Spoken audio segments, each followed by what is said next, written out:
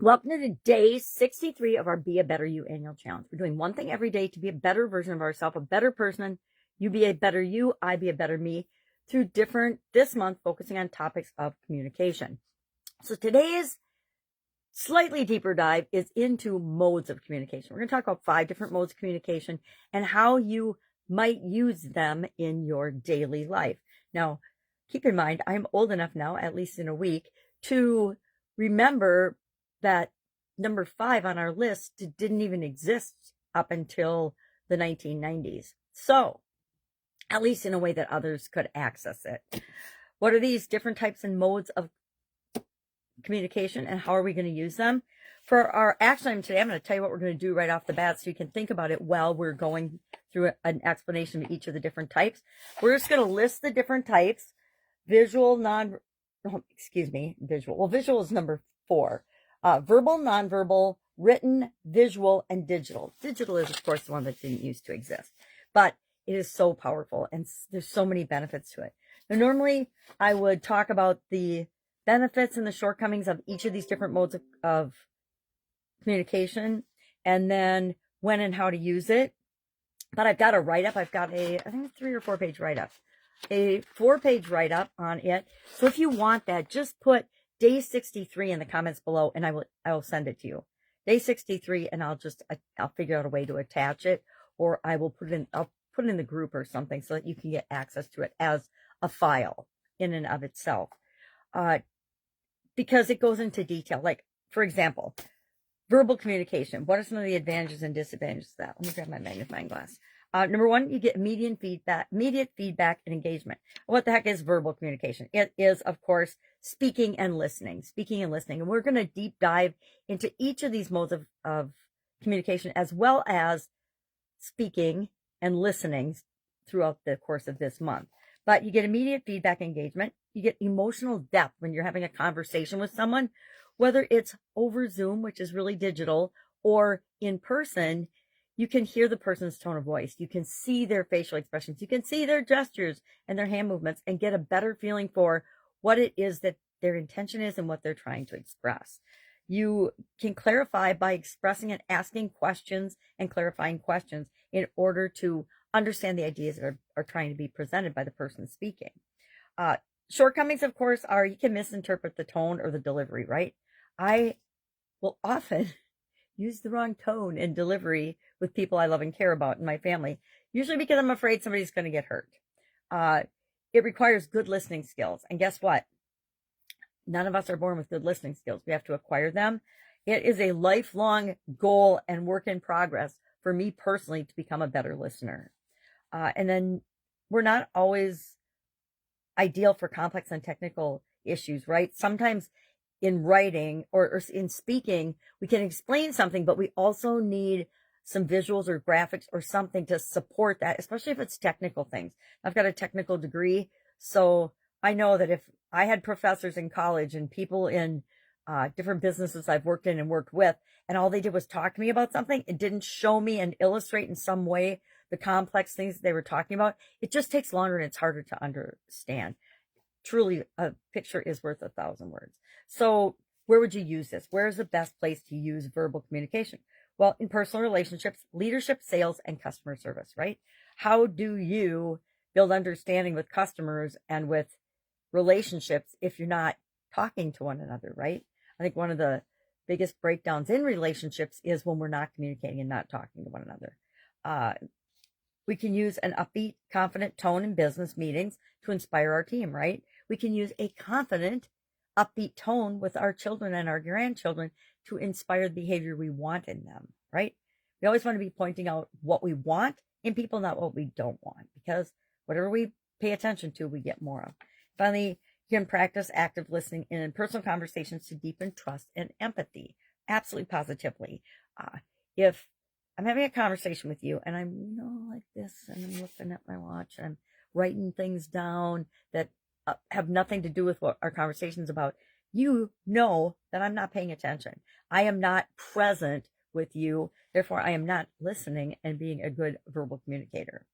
So for each of the 5 different modes, we've got a description like this: benefits, shortcomings, when to use it, and how to use it, and then an example for business and an example for your personal life. So what's an example of how you'd use verbal in your personal life? Of course, in our personal life, we would use it to express appreciation or gratitude to a loved one, right? How about saying thank you and please to your loved ones and to yourself as much as you would other people? Do you say excuse me to people in the grocery aisle if you need to get by them, or if you want to look at something that they're blocking? I sure hope you do. I have noticed that fewer and fewer people are actually practicing verbal daily niceties and manners. And I always just say, if you treat people the way you want to be treated, you will not be disappointed. If you treat people in ways that you wouldn't want to be treated, then we've got some work to do. All right. So verbal communication. What we're going to do today is we're going to notice and think of where we actually use verbal communication, how we use it, to use it in a positive or a negative way. Because guess what? Sometimes we use it in a negative way. Sometimes our tone of voice, like me, at the granddaughters, is not exactly positive. It's usually, again, out of fear that somebody's going to get hurt or hurt somebody else. But there's better ways to approach that, which I'm learning from my daughter.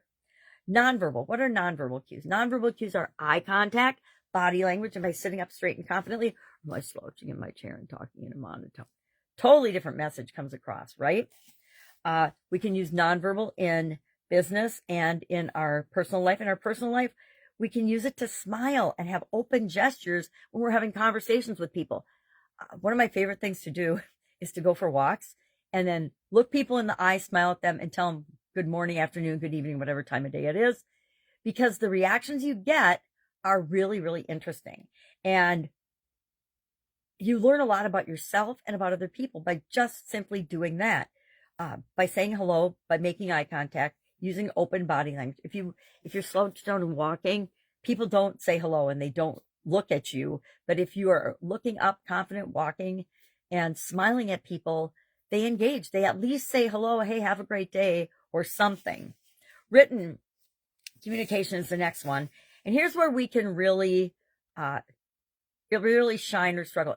I will tell you right now, none of us are awesome at all these modes of communication, right? We have stronger skills in one area than we do another. And we'll talk about that later, but think about this as you're going about your day. What kind of nonverbal cues are you using well? What kind of nonverbals are you totally forgetting about?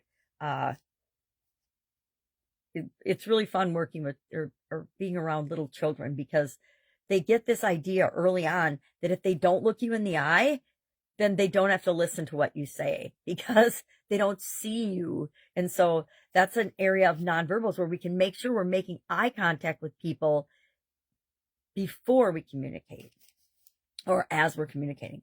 Written communication, I would say this used to be my favorite until I had vision challenges. And then it became less my favorite, reading and writing and using written communication. I still write every day in my notebooks, in my journals, in my annual challenges.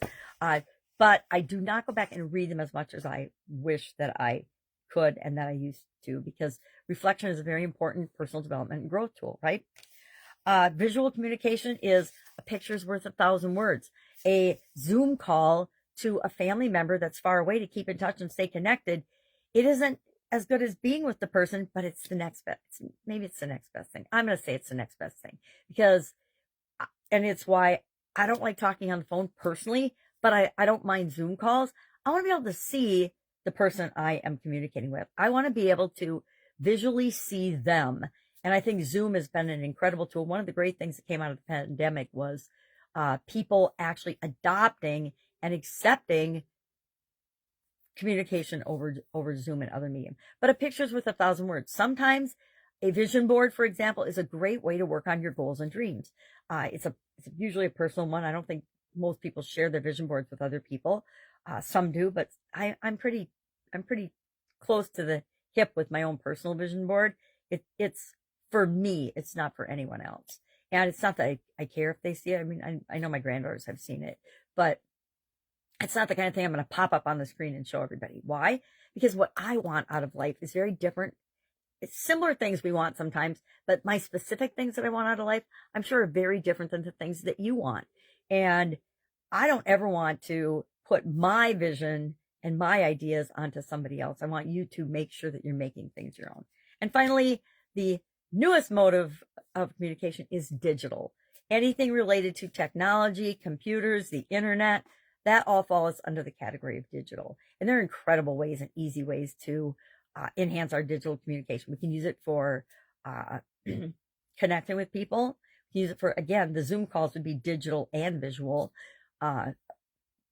We can use it for doing things in a very inexpensive way that we've never done before. I don't know hardly anybody that sends out physical Christmas cards anymore. Almost everybody does digital cards nowadays for Christmas and birthdays and holidays, and text messages for communicating more than even email anymore. You know, snail mail. I think one of the most powerful things you can do for written communication is actually send a handwritten card or letter in the mail. Why? Because it's a lost art. Number one, they're not even teaching kids cursive in school anymore. It might be back, but I don't think so yet. But who doesn't love to get a card in the mail? Who doesn't love to get a handwritten thank you note in a package, etc.? I think the best Amazon sellers are those that have handwritten or automated handwritten. Even automated handwritten is better than nothing in the products and services that they send out. So what are we going to do today? Again, we're going to pay attention to how we currently use the different modes of communication, right? And just jot down a couple of examples of how you did it, and then maybe think about what you could do better. We're going to dig deeper into how we see ourselves communicating in these different forms tomorrow. Any questions? I did a very perfunctory explanation of these. If you want the write-up, I think it's very, very clear. It gives, again, a personal and a business example for each of the 5 modes of communication, and the benefits, the shortcomings, and what to use it for and how to use it. Now, it's just one example. It's just to give you ideas and more in depth. So if you want that, what do? You put day 63 in the comments below, and I will figure out a way to get it to everybody. That's it. Have an awesome day. If I can help you, ask. Otherwise, I'll be with you tomorrow.